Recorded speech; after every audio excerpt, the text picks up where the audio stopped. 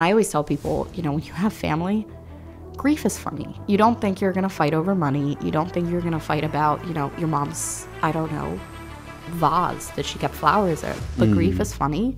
And when your stuff is not properly taken care of, like a will, you're letting your family deal with their grief also while dealing with your stuff. Mm-hmm.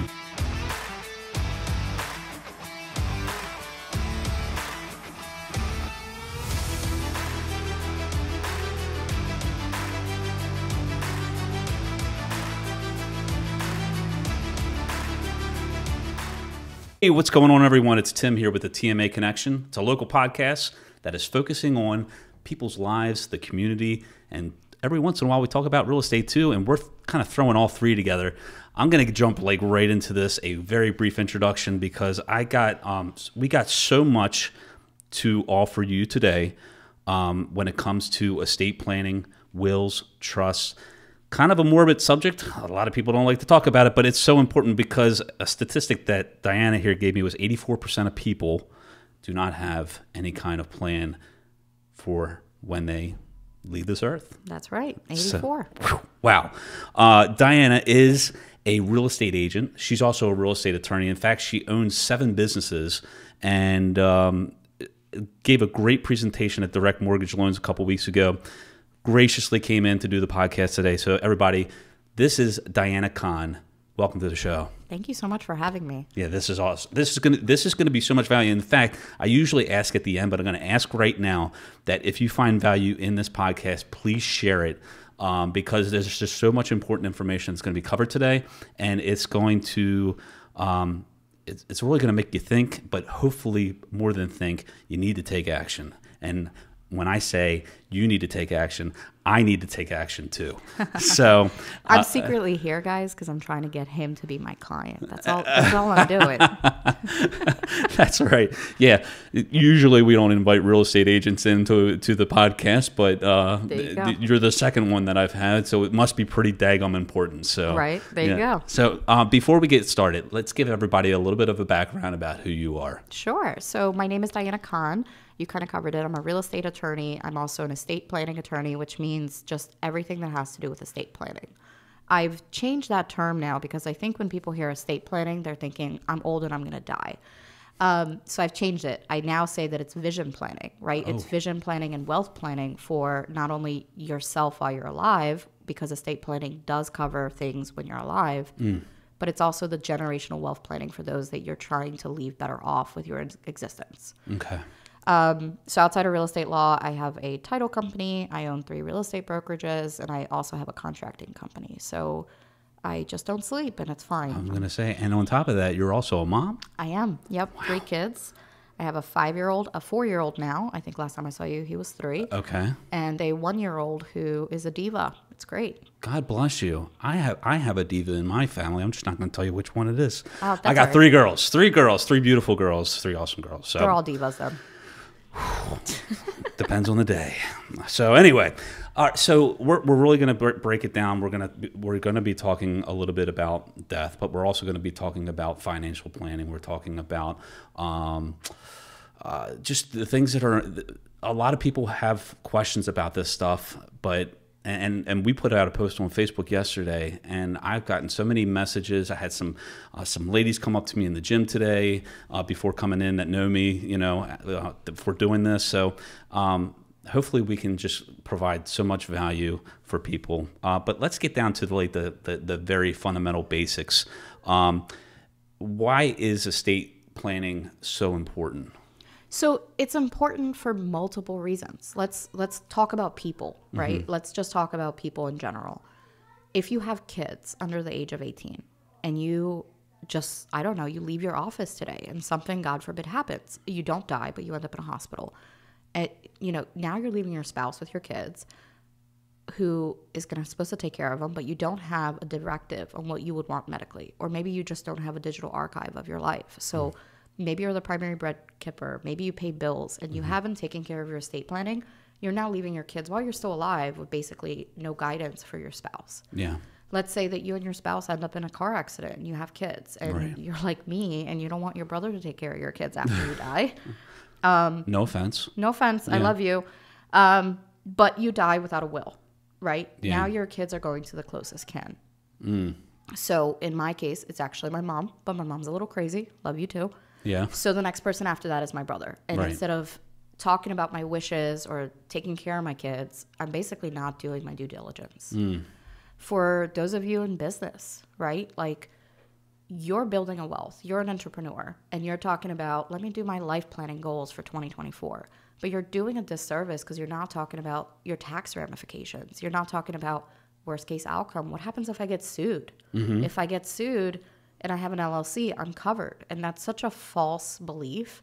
Yes, an LLC is supposed to cover you, but only if you do it right. Yeah. And let me tell you, I sue people for a living. Right. Just like 84% of people don't have wills and trusts, like 80% of them don't have their LLC set up right. So having an estate plan is also looking at your vision for your business. It's talking about, how do I protect my personal assets and separate them from a business? So the idea of estate planning is just outdated, right? It's really that vision plan. It's a vision plan of who you are. Are you a real estate agent? You know, if you're a real estate agent, you probably have rental properties. You probably are like, yeah, let me get that really nice house in OC and like do Airbnb. What happens if your tenant gets hurt? Who is that property under?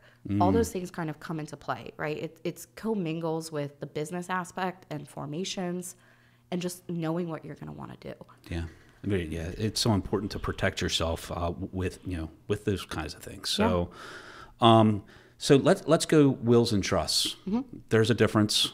There are, but there are also, there's differences, there's similarities. Yeah. What is a will? What is a trust? Why are they important? Sure. Let's go into that. So, and the first thing I'm going to tell you for anybody walking away from this is, I think when we were growing up, I'm not going to say my age, but when we were growing up, people said, if you have a trust, you're a trust fund baby. You have a lot of money. It's for rich people. And that is such a misconception, right? Anybody listening, you should have a will. I don't care if you're 18, right? I don't care if you're 45. I don't care if you're 65, because ultimately a will helps you determine and protect your stuff, right? When you pass away, your family, your loved ones, whoever is around you is going to have to take care of your stuff, right? And stuff is economic. It could be your money in your bank account. It could be your stuff as such as the equity in your house, but it could also be your dog. It could also be your cat. It could be your kids. It could be all of your stuff, right? Yeah. It's there. And a will says, what do you want to do with your stuff? What happens after you die? You just basically write it on a piece of paper and you say, when I pass away, my stuff will go to X person. And then you give guidance, right? Like, it will go to X person, but another person will manage my stuff. So if you have a child under 18, you can name who's going to be responsible, even if your kid inherits the things that you own. Okay. So a will is essentially a written paper that says, hey, when I pass away, this is my intention of who gets my things, so that we don't allow a judge to make that decision. And if your child's under 18, that's where that goes as well. Hey, I don't want a judge to decide the best outcome for my child. I'd like to make that decision. Gotcha. So a will allow you to say, these are my things, and this is who gets them. So with that being said, before you talk, I was just going to ask, like, are there times when wills, it doesn't matter what the will says, or what makes a will enforceable versus unenforceable? Absolutely. That's a great question. So in Maryland, you have to be above the age of 18 to write a will. You have to have the capacity to write a will. So think like dementia, anything like that. And then the ultimate one is, it has to be in writing. You have to have 2 witnesses, and you have to have it notarized. Believe it or not, I have a case right now where we had a will. Okay. It was notarized. Didn't have 2 witnesses. Wow. So if you didn't have it properly done in Maryland, one of the brothers, he did estate court, which I'll talk a little bit about, but he got named as the personal representative to handle his mom's stuff. The other brother got mad and said this will isn't valid. And now the family's all fighting because the will wasn't fully done accurately in the state that they live in, which is crazy, but it happens. And I always tell people, when you have family, grief is funny. You don't think you're going to fight over money. You don't think you're going to fight about, your mom's, I don't know, vase that she kept flowers in. But grief is funny. And when your stuff is not properly taken care of, like a will, you're letting your family deal with their grief also while dealing with your stuff. So when you have a will, I think this is kind of the other segue that I always talk about is the idea is if I have a will, right, and I died today, my husband gets all my stuff. That's what the will says. Okay. And in order to understand why trusts are important, you have to understand what happens after you pass away. So all of your stuff, the example I always use is picture everything you own, whether or not it's, your car, the vase, whatever. Sure. It's just in an envelope and it just follows you around. So when you pass away, you've essentially said, in my will, we're going to take this envelope and we're going to let X have it, whoever X is. But the state of Maryland says, wait a second, you have debt, right? You have credit cards, you have a bunch of debt.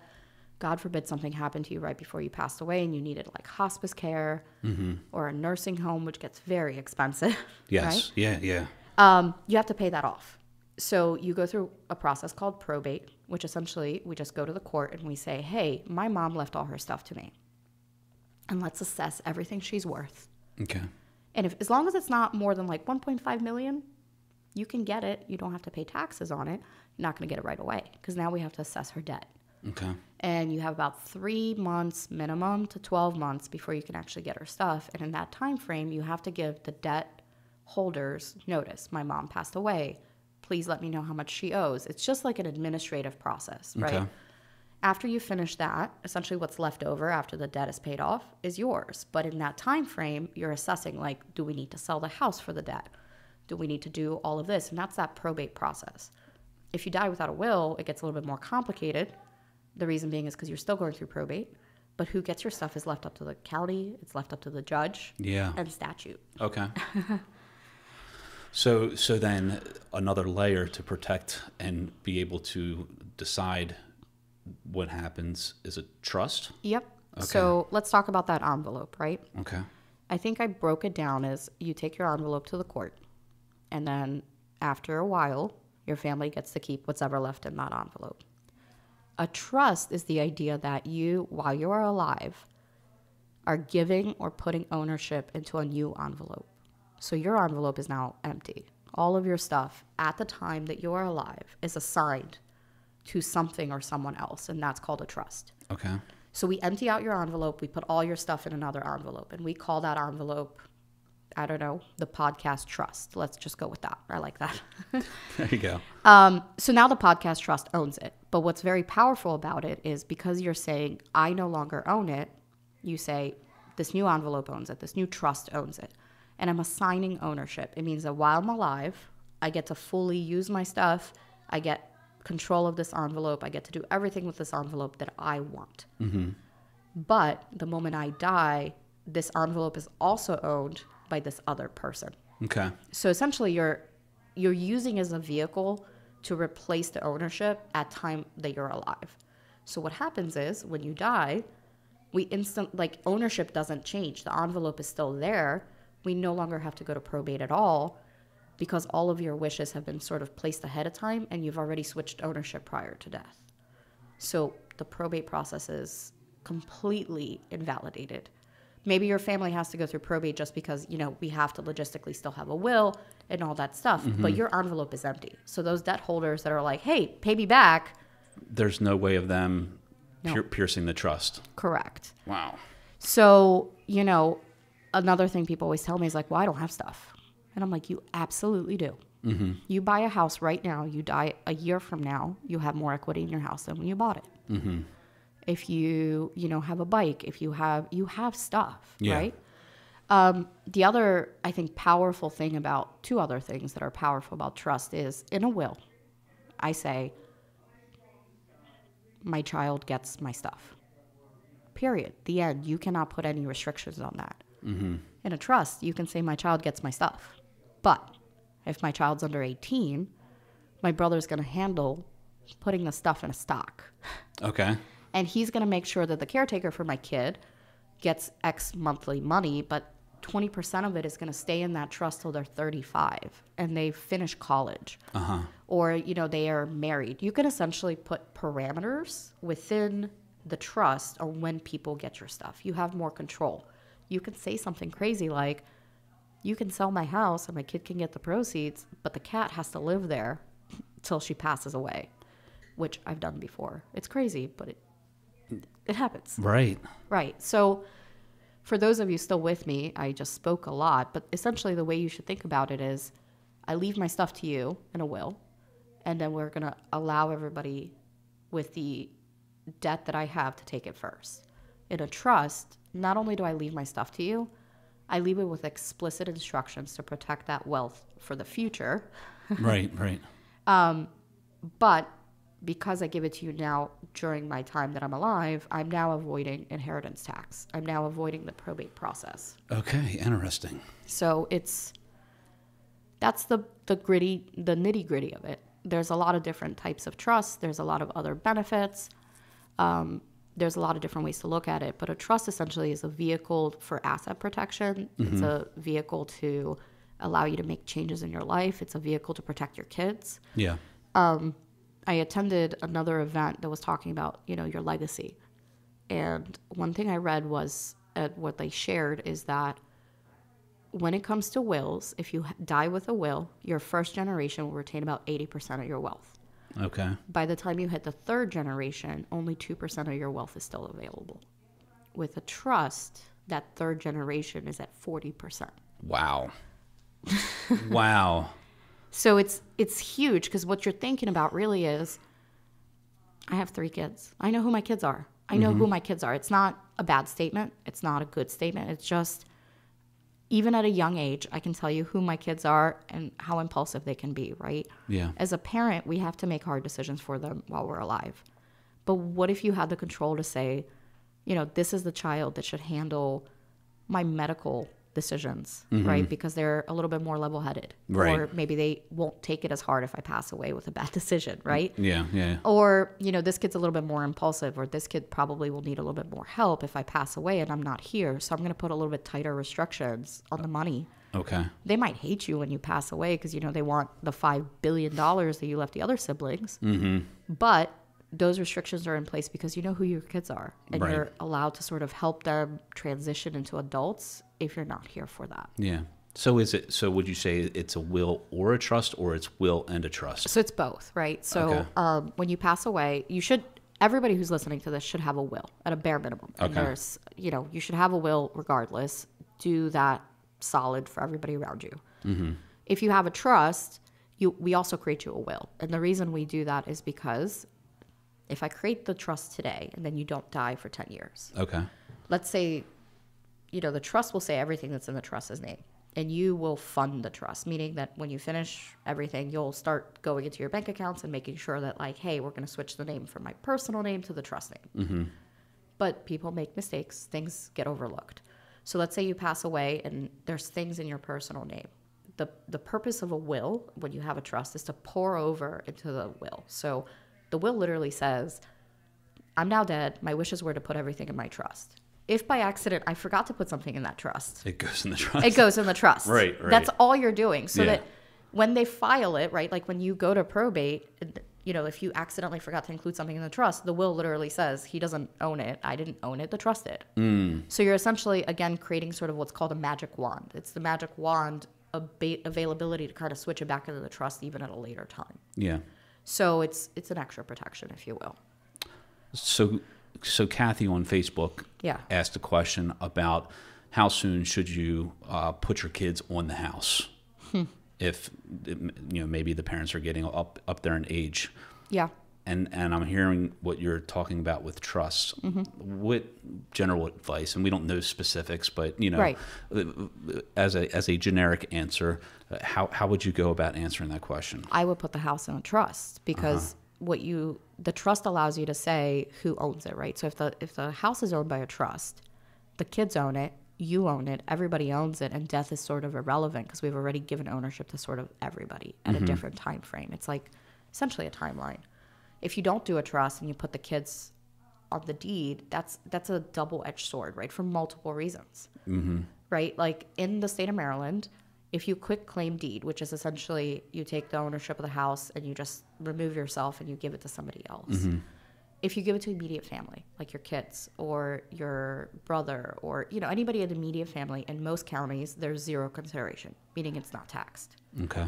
So I have people who are elderly and they're like, I'm just going to put the house in my kid's name to protect it. That's all fine and great. But now your kids can sell it and you're still alive. And maybe you want to die in there. You know, you don't want to go to hospice. You want to be able to stay home. Mm-hmm. You're giving away that right. And, you know, everybody has different family dynamics. So that's a very hard question to answer. Mm-hmm.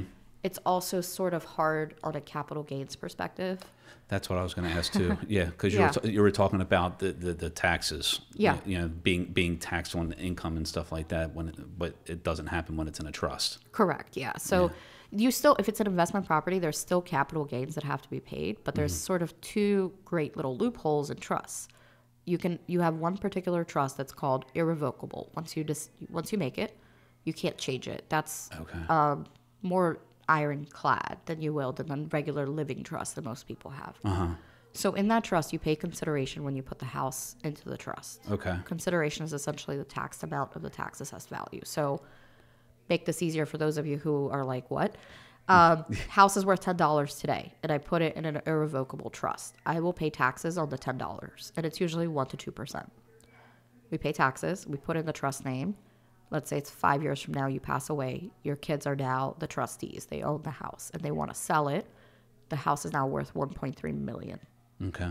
In a normal transaction, if it's not in a trust, they would pay taxes on $1.3 million. Yes. They would pay capital gains.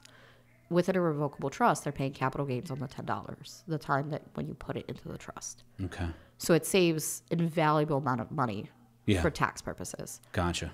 And then it, again, allows you to do things like, you know, we always hear, I don't want to go to a Medicare home, right? Like, I don't want to do Medicaid. Almost every nursing home accepts Medicaid. So that's a false perception. And listen, nobody wants to end up there. I don't want to end up there. Sure. But I also want my kids to have something when I pass away. So a trust will allow you to say things like, I want to age at home unless the wealth that I've built is now under a threshold. Like, let's say we use up 30% of my wealth for me to stay home, and now the upkeep is actually breaking into that wealth, then I'd like to be removed from the house. Those are things that you could do with a trust, but you can't do with a will. Okay. Wow. So let's go into that question then. I like that.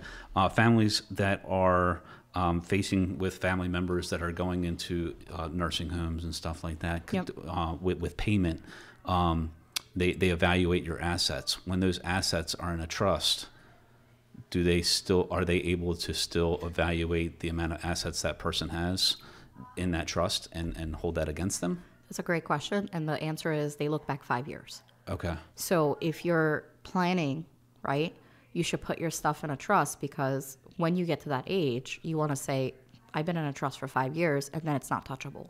So on paper, your assets are zero. So you qualify for those government benefits. Okay. But it's a 5-year mark, right? So if you're like 75 and you have a cancer diagnosis, it's not too late, but it's just not as advantageous. Okay. So those of you in like your 30s and your 20s, those are things you should consider, because you don't want to get to like 65 and then be like, oh, I'd like to protect my assets, because you don't know what will happen. Create that trust ahead of time. Yeah. And protect that. I just think we live by, like, we don't think we're ever going to die. Right. You know, and we could very well walk out of this office today and get hit by a bus. Correct. Yeah, I'm sorry to put it so bluntly, but that's what it is, right? Yeah. So, I mean, look, I write trusts and wills for a living. Like, that's what I do. I didn't have my stuff figured out until last year.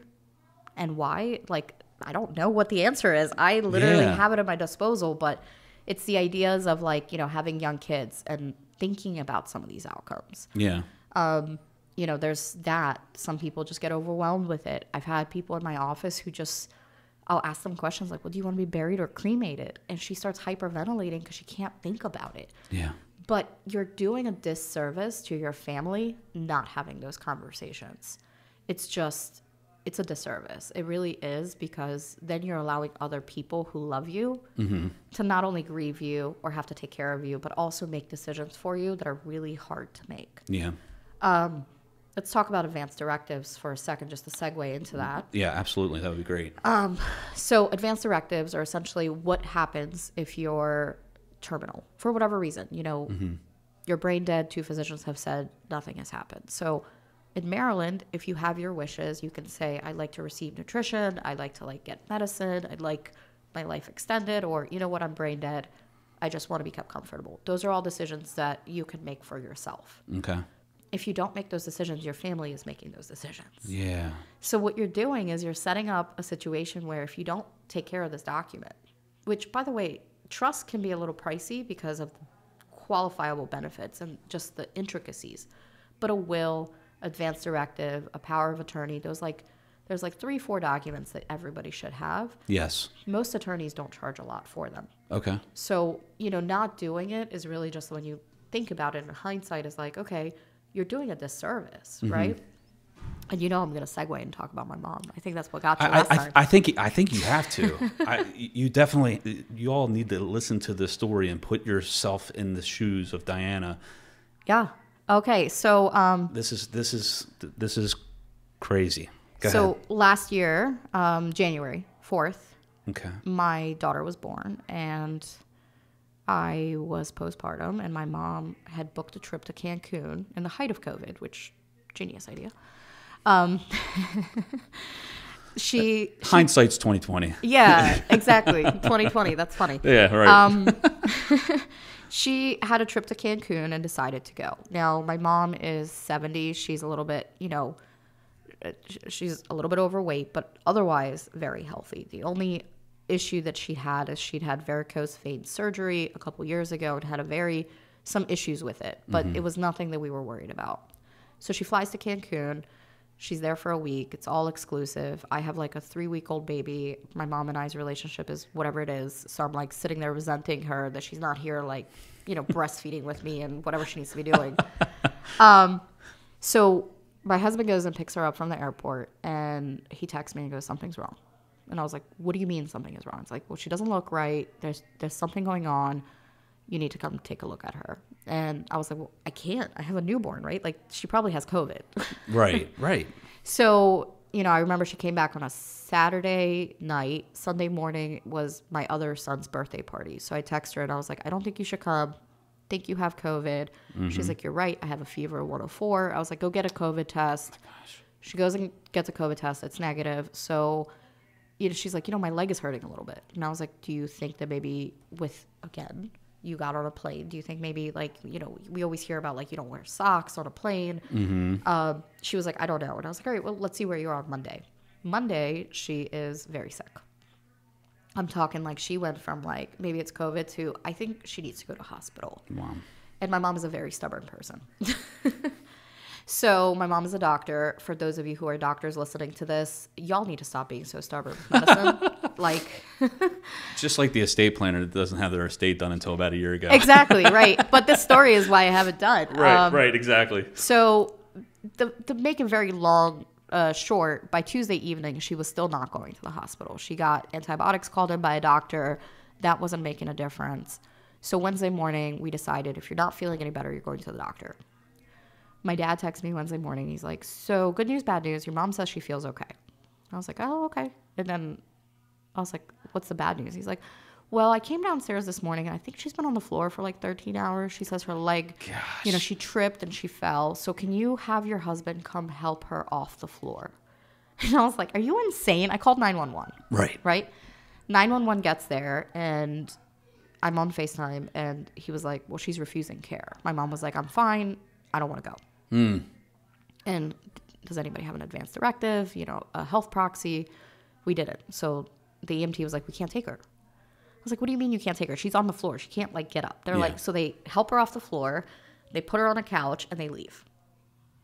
6 hours later, she's back on the floor. And when I tell you she was not there, I mean, I'm telling you, she was able to have a conversation, but my mother was dead. Like, I asked her, like, what's going on? And, like, there was just nobody home. Right. So we called 911 again, and EMTs get there, and my mom is refusing care again. But she's showing dementia-like symptoms, a woman who does not have dementia. Right. So we're on FaceTime, me, a lawyer, my brother, who's a surgeon, his wife, who's also a surgeon, and my husband, right? And we're like, look, she's not okay. Just interview her. She's, they're like, we think she's in sepsis. Like, he's like, we can't take her against her will. So I got quiet on the phone. I was like, I'm her power of attorney. EMT is straight up looking at me on the FaceTime call, and he knows I'm lying. And I'm just looking at him. I'm like, I'm her power of attorney. Yeah. He's like, do you have the documents? I was like, her entire family is on this phone call. I do not have the documents on me, but if you don't take her, she's going to die. Yeah. So they took her to the hospital. Ends up, when she was in the ICU, she had no documents, no ability to care for herself, and she was refusing all sorts of care. I don't know why. I don't know what happened. She wasn't right. Mm-hmm. So thank God for that ICU nurse at that hospital. She allowed my mom to sign a power of attorney there, which would not be held up as valid, by the way. Okay, right. But because you have to be of sound mind, right? And I Yeah. knew this, Yeah. I knew this, and I had her sign it, and the nurse witnessed it because otherwise she would have passed away. Got her transferred to shock trauma. Ends up she was in multiple organ failure, septic shock. I get a phone call. Now it's Sunday, right? So we started on Wednesday. It's Sunday. It's Super Bowl Sunday. I got a newborn there. Yeah. And they're like, so your mom just got the shock trauma. And I was like, okay. And my mom is wailing in the background. She's not making sense. And they're like, we have to take her into surgery right now. She has necrotizing fasciitis, which is a skin, a infection of skin eating disorder. And hers has traveled all the way up her leg. And we have to remove all of it or she's going to die. And I was like, oh, okay. And they're like, so we need to go now. And I was like, okay, what do you want? Okay. Mm-hmm. So she goes, so here's the thing. Your mom's entire leg is impacted. It's black. We have to either amputate her leg or let her die. They're like, we'll try to save the leg and we'll try to take care of it, but this is a very extensive case. So what would you like to do? I was like, what do you mean? And they're like, do you want to amputate her leg if we had to choose or let her die? And I'm telling you, I had 2 minutes to make this decision. It's not like the movies where a doctor comes in and you can go, no, it was 2 minutes. So I was like, and let's remember you're postpartum. Yep. Yeah, it was literally 3 weeks postpartum, maybe 4. So I got quiet and I said, go ahead and amputate her leg. And I hung up and I called my brother and I said, if mom survives this, she will never speak to me again. I said, if they amputate her leg, she will never forgive us. And I said, because I know my mother. Yeah. I know my mother, right? She would never want her leg amputated, ever. And I, as a daughter, could not grant those wishes for her. There was no way in hell that with a postpartum baby, with everything else, I was going to be like, yeah, go ahead and let my mom die, Yeah. Now it was sort of she'd never qualify for prosthetics. She'd be, addicted to opioids and all this stuff. And, the phone call happened at 6. I didn't get another phone call until 11:45. And it was the entire time I didn't know what to pray for. I was like, do I pray that everything goes well, right? That's obviously the one, but that's not what you're thinking about. You're like, do I pray that her leg is amputated? Do I pray that it doesn't work out and she passes away? What do I pray for? Because I didn't know. So for those of you listening, everybody's quiet, what happened to your mom? What happened to your mom? Yeah. This is where I'm going to say, I'm going to hold off for a second to tell you what happened, to tell you that think about that situation, right? If you were me, I'm 100% sure you would say the exact same thing. But think about it from my mom's perspective. I know my mom and what she would have wanted, but she never documented any of it. So it's essentially, I'm grieving, I'm postpartum, I'm anxious. We're at the height of COVID, by the way. There's also a formula shortage. Oh, gosh. So there's all these things, right? And I'm sitting there okay, so if you're my mom and you know all this, right? And you wake up without a leg, it's such a horrid moment. And what you're doing by not having your affairs in order is letting those who love you not only grieve, but also question those decisions. Mm-hmm. And that's when I went and got my stuff done because I was like, I'm never living through this again. Not going to put my kids through what I just had to go through. Right. My mom did survive, yes. and she definitely kept her leg. Oh my gosh. That's I heard the story 3 or 4 weeks ago, and I'm still on the edge of my seat. She was in the ICU for 6 months. And let me just tell you, I have made this inappropriate joke, and every time I tell somebody this story, because she beat every single odd. It's not like a magic story. I tell people that I'm pretty sure nobody upstairs or downstairs was ready for her, and that's factual. Because if this was most human beings, I don't think they would have been able to survive what she did.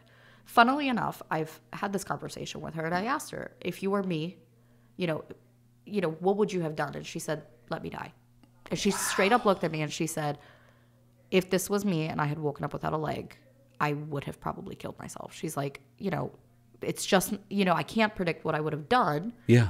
It's not okay. She's got medical degrees. She's a little bit of a narcissist. Like, she knows herself, right? Yeah, sure. So even in advanced directives for Maryland, there's a question at the end that says, you have to pick one of two options. And option number one is, I know I can't predict everything in the future, but all of my wishes here are to be followed expressly, meaning that, like, you can't change them. Mm-hmm.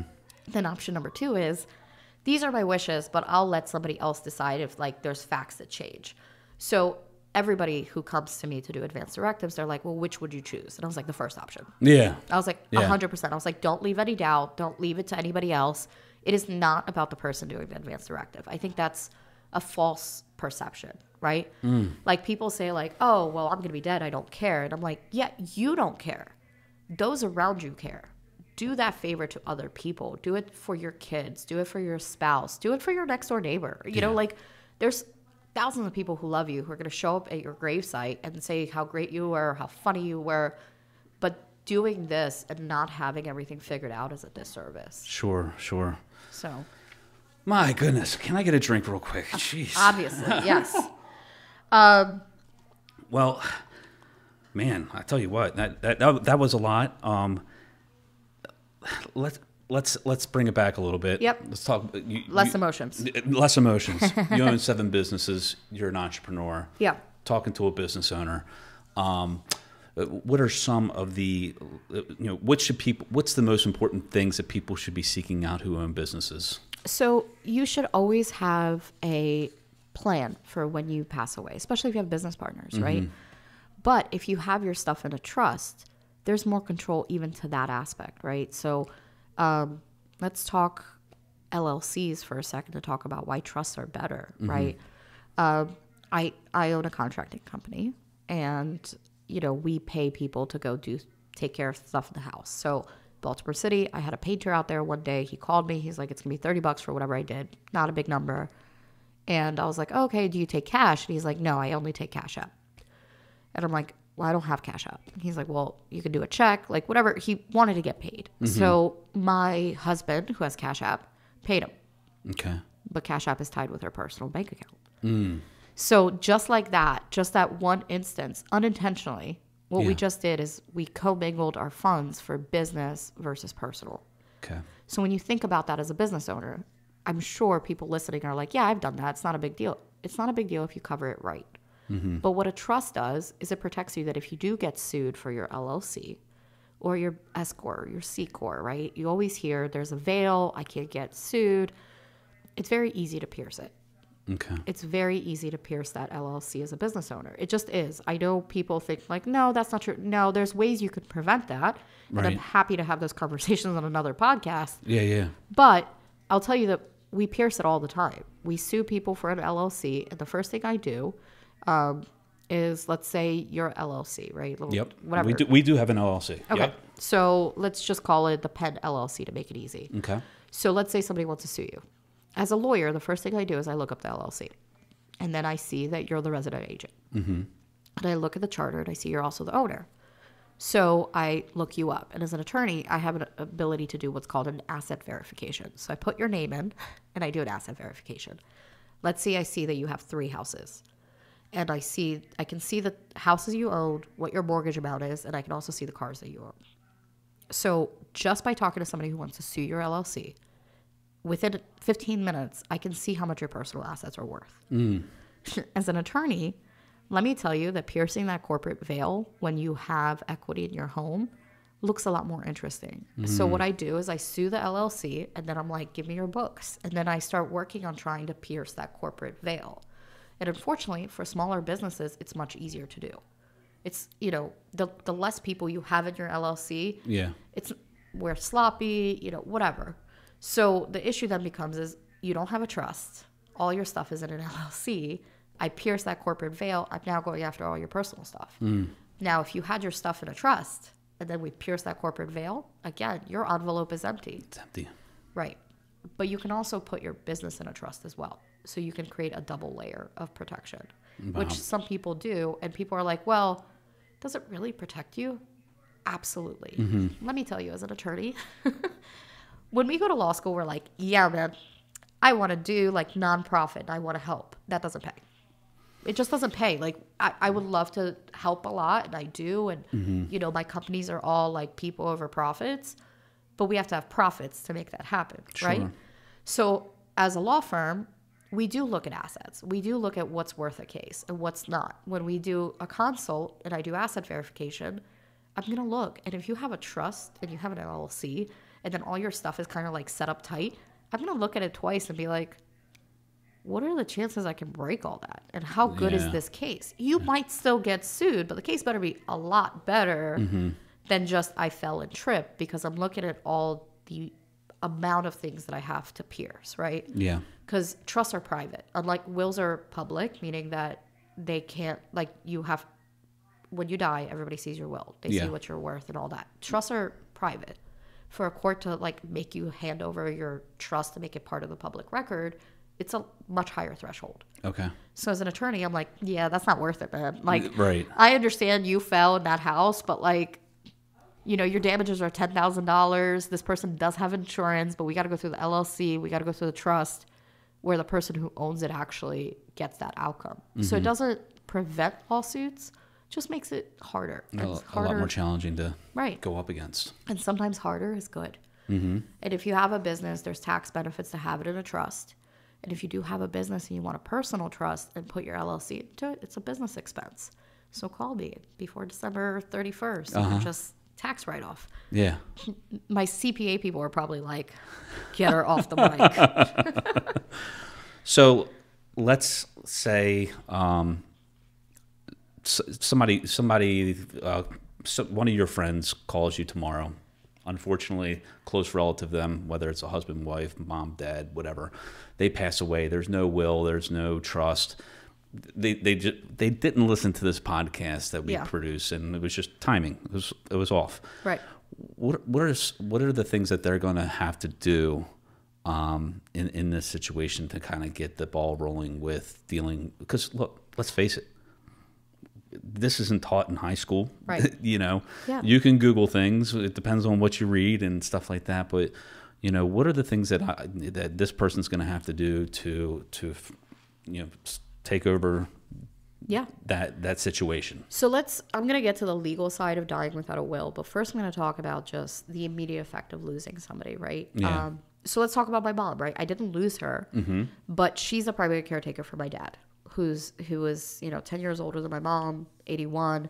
He had no idea how the bills are paid. He had no idea where the Social Security was coming in, their Medicare, their Medicaid. And she was sick. She was in the ICU for 6 months. Yeah. So yes, I was postpartum and I had to make this decision, but that was the start. That was not the end, right? Yeah. So imagine somebody dies without any of their intentions put down. If you're like me in that situation, I had to get my mom's laptop and I had to like guess her passwords and I had to figure out where all her stuff was and I had to figure out like, how do I log into things? How do I keep their lights on? Yeah. And if you don't have a power of attorney, you don't have a will, you don't have anything, your family is now grieving you and also trying to figure all this stuff out. Then let's talk about burial, right? Like my friend just lost her mom, you know, about 6 months ago, and her mom died very unexpectedly, heart attack, 3 a.m. in the morning. And she's my age, and she called me and she said, you know, I didn't get to fully grieve my mom till about 6 weeks after she passed away. And she's like, and it's because my mom died in one hospital and then they transferred her to another. So the first 24 hours after I figured out she died, I had to figure out where her body was. And then it's things like you have to figure out grave sites and you have to figure out like what music should we play and like who should talk about what. And like, you know, it can cost upwards of $30,000 for burial services. So she said like by the time I actually got home and took care of her affairs and guessed and like tried to do right by her, it had been 6 weeks before I sat down with myself and felt grief for the first time. So okay, so the person who dies without a will, you know, if you're sitting there thinking like, I don't have one, what if I get hit by a car tomorrow? Think about the people you love. Those two examples just tell you what just the first 2 weeks look like for somebody who has to handle your stuff. Sure. Right? And then you have to go to the courthouse and figure out how to file probate for somebody who died without a will, right? Like that's not, you know, a suggestion. That's a requirement. That's a requirement. Yeah. Right. Now, for those of you who maybe have another person on your bank account, like it automatically defaults to the other person. There's obviously some protections, right? If you have title in a house with 2 spouses, one dies, the other one gets it. Right. But in a perfect world, not everything's going to be like that. And maybe you both die. I mean, who knows? Sure. Right? We're going to just keep talking about killing people. So dark today. I know. But the whole idea is that, you have to go to a courthouse, and the first question they ask you is, well, how much is their assets worth? And you file different documents based on what their assets are worth. So you're 2 weeks past your mom passing away, or like 3 weeks, and they're asking you, well, how much is her stuff worth? Which means you now have to know, well, which bank accounts are only hers versus hers and my dad's? How is the house titled? How is the car titled? Like all these things that you never thought about, you're now looking at like while you're grieving. Right. So, let's say it's worth, it's a small number versus a big number. So you have equity in the house, you have all that stuff. They'll file in the court, and the court will have to assign somebody to handle your stuff because your will didn't say who handles my stuff. Yeah. So it's usually a family member, but the county that you live in will also provide somebody if there's nobody close to you. And then there's statutory laws that say, okay, after we pay the debt off, right? Like now the person who maybe didn't want to handle your stuff, maybe it's the daughter that's been quiet for like 15 years because you traumatized her when you were little, I don't know. Yeah. Right? Now she has to do all this stuff, and then she has requirements. Like you have to give debt holders notice. And you have to, if you can't find debt holders, you have to put it in the newspaper. Oh my gosh. So it's like all these weird requirements. Yeah. You get there, and then you have to like do estate sales, which I'm sure people have heard about. You have to like sell the house to cover the debt. You're handling all this stuff, guessing what your family or the person you loved would have wanted. And it's really just a disservice, right? It's a total disservice to the people who love you. Yeah. I mean, it's my job to say that, but like it is. like you're throwing all that on, and I'm thinking like, what if, God forbid, and I'm like, gee. Yeah. So, and let me tell you another story, because I'm so good at stories. My sister-in-law, my brother's wife, is 43, healthy as can be. I cannot make this up. She surgeon, very healthy, and last time I met you, she was as healthy as a horse. And she woke up 3 weeks ago. 2 weeks, I don't know. She woke up on a Sunday. It was her 5-year-old's birthday party, and she went up to us. We were all there for his birthday party. She's in New York, and she said, I'm not feeling well. And within 8 hours, she was in the hospital with a very minor small bowel obstruction, which ended up being a surgery. Yeah. We don't know what caused it. It's been 3 weeks now, and like she's home. Yeah. But the issue is like this small bowel obstruction caused a bunch of issues. She's now got fluid buildup. Her entire life changed in 24 hours. Yeah. In 24 hours, like she may be healthy in like a year from now, but now we're dealing things with like she's got fluid buildup, so she's got to go to a doctor every couple of days to be drained. So she's like, well, I can't do surgery. So now all of a sudden it's like, I can't go to work. Yeah. And she's got 3 kids. One is 7, one is 6, one is 5. So now my mom is up there taking care of her. And like, thankfully she's alive, right? But with the small bowel movement, they told us like, when you have something like this and they haven't had surgery before and we don't know where it came from, it's really a discovery surgery going in. And they said, like, she could be absolutely fine, which is 80% of the chance, but there's a 20% chance she's not going to make it. And it's not during the surgery. It's the first, 6 weeks after. Yeah. So she obviously has all her stuff, but imagine if she didn't, right? You're not thinking like, okay, I had a small bowel obstruction. Like my chance of death now is 30%. Let me go take care of that. You're not doing that. And 3 weeks ago, she was fine. Yeah. And now it's like, I'm calling my brother and I'm like, well, do you want to update anything? Like, should I do it? Like, we don't want her to pass away, but like, her dad has died since she last wrote her stuff. And I'm like, do you want me to review it? Like, do you want me to like take a look at it?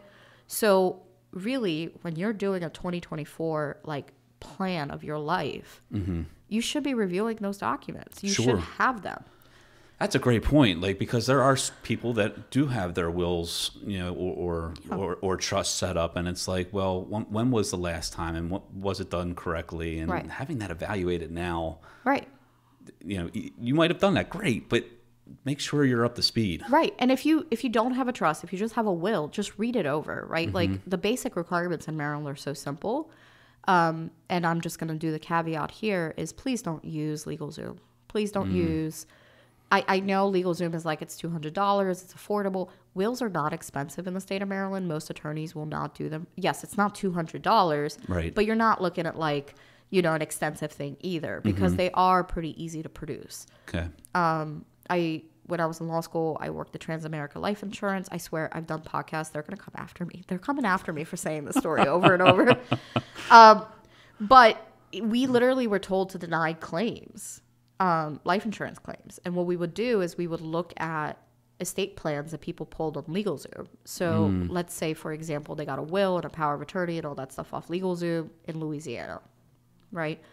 So somewhere along the way, person got sick. Their daughter, who's POA, switched some wishes in the will, switched some wishes in the life insurance. She was doing right by her mom, all that stuff. Yeah. But in Louisiana, the word, you know, financial records or life insurance or changing beneficiaries, those all have legal verbiage meanings that might be different from the state of Maryland. Gotcha. Not all of them. Yeah, sure. But I would look at this stuff and we knew to go through LegalZoom because we could find exceptions to pay life insurance benefits based on law. Yeah. So please use a local attorney. That's just, you don't have to use me, but just find somebody. Even like the pro bono centers in Maryland will provide you a free one. And I've looked at them. They're not the best, but they get the job done. Again, they'll get it done. So have a will, have it done locally. Do not use one of these online websites. It's just not a benefit for you. Yeah. Wow. We've scratched the surface on so much. Yeah. Coming up on December the 12th, Yep. you are doing a free estate planning workshop. I am. In Owings Mills. And, you know, there's plenty of space, right? You have 170. We have 170 seats open. Yep. And you've already had like 50 taken up. So there's still plenty of room. There is. And it is free. It's about 2.5 hours. Yep. And I will provide probably coffee because I'm not that entertaining for 2 hours, but plenty of knowledge. I think you are. I think you are. But then we also thought, you know, so if people wanted to find out more about that workshop, if they wanted to attend that workshop, how could they go about connecting with you? So, you know, I'm sure you'll tag me in your podcast, but Absolutely. if somebody wants to shoot me a text, I always give my cell phone number to all my clients, everybody who's listening. My cell number is 443-739-6724. Literally just text me and be like, I'd like to know more about trust and estates. And I may not respond within, you know, the hour, but I will have either me or my assistant reach out and get you on our schedule to either go to the event, or if you want to book your own event, I will come out and talk as long as you have people interested, because I'm very passionate about helping. Yeah. You know, outside of it's just such a vital topic. Yeah, that event on December 12th is in Owings Mills. What I would love to do is, if there are people that are interested, we can host an event here up in Bel Air. Yep. If we do have the people that are interested to do that, so please, you know, either reach out to Diana or reach out to myself, and we can definitely put a date and time together where we can, you know, again, provide this seminar. It's so important. Absolutely. And, you know, I'm with DK Law, which is just my initials, but our website is dklawmd.com. Okay. I'm currently redoing the website, but we do plan to put a request a workshop button in there. So by the time this podcast probably comes out, that change should be in there as well. So they could also just go to the website and press, you know, book a workshop, and then we can organize on having it. If you mention that it came from this podcast, you know, we'll both come out or whatever it needs to be. Yeah, that's huge. That is huge. Wow. Anything further that we didn't like? There's so much to talk about. we could do a ton of more podcasts. Is there one or two things that we didn't talk about that people need to know more about? Outside of just get your stuff in order. Get your act together. Yeah, get it together. Yeah.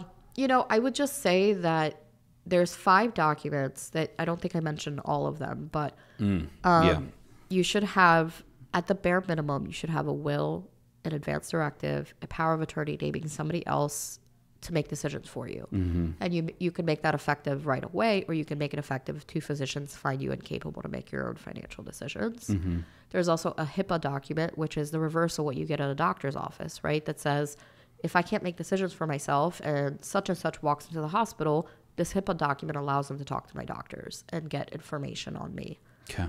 And then, you know, once you have all of that, just figure out your burial plans, right? Like, just ask the bare questions. You don't have to talk to a lawyer for it. Figure out what are the basic instructions for a burial plan. And there's lots of little, you know, online portals that'll help you answer those questions.